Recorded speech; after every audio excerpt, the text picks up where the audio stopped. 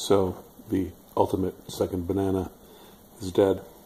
And that is not meant as an insult, but as an homage.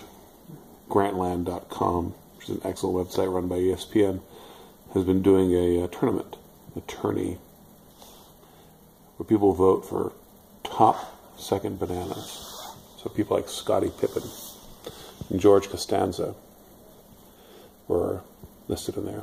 And so is Spock. Spock, perhaps the ultimate second banana. And Leonard Nimoy, who immortalized that role, is dead today. Not a guy who had a huge impact on my life, but for some reason, always fascinated by him and his character. I first became aware of Leonard Nimoy in 1992, it must have been. I would have been 14 years old. I was homeschooling. I lived in the Boston area. And it was such a wonderful time in my life. I had such a perfect life, really. I mean, I was 14, I was working, I was homeschooling. I worked at a used bookshop 2 blocks from my house. Spent my time in dusty basements, moving books around and reorganizing books. Got paid under the table,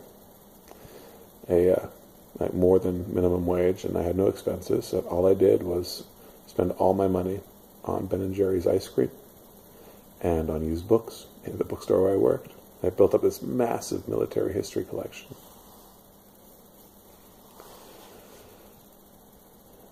I began to volunteer at the Boston Museum of Science. I would take the subway, the T, from the Alewife station in Arlington into Boston. And the Boston Museum of Science is kind of right over the Charles River. I began to volunteer at the Discovery Center there. Work with kids, this experiential sort of thing, sort of science exhibit, this interactive thing. And a Star Trek exhibit came through, like a traveling exhibit. And it was wonderful. It was amazing. All this science stuff and talking about the possibilities of this and that. A lot of it was narrated by Leonard Nimoy. What a voice. Just what a voice. And, I had grown up in Brazil without a TV. We didn't own a VCR at that time. Actually, never did. I might have seen one of the Star Trek movies in theaters, but I don't think I had. And yet I still knew who Spock was.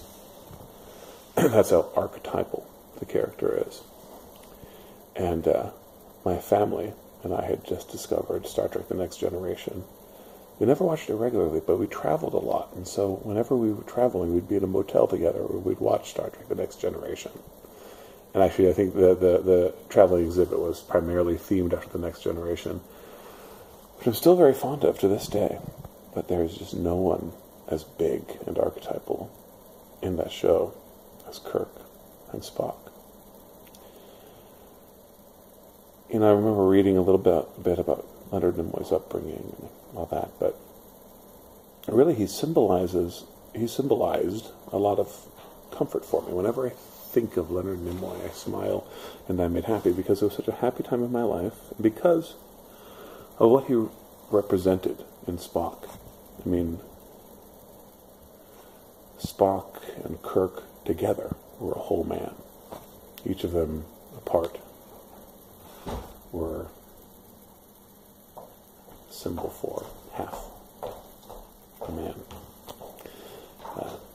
Different levels of identity, different ways of being human, different impulses, opposing impulses in the nature of one man.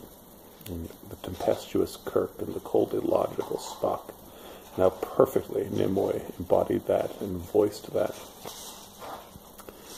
And as I've gotten older, I've become a much more emotional and a much more emotionally expressive person. But by nature, I'm cold and calculating and logical, reserved, unemotional. And so that's begun to change, but still that also is sort of comforting to think of Nimoy and Spock and all that, and to kind of think back to how I was. And that's still the me I retreat to, right? Just retreat into logic, retreat into preservation. Keep it cool, babies.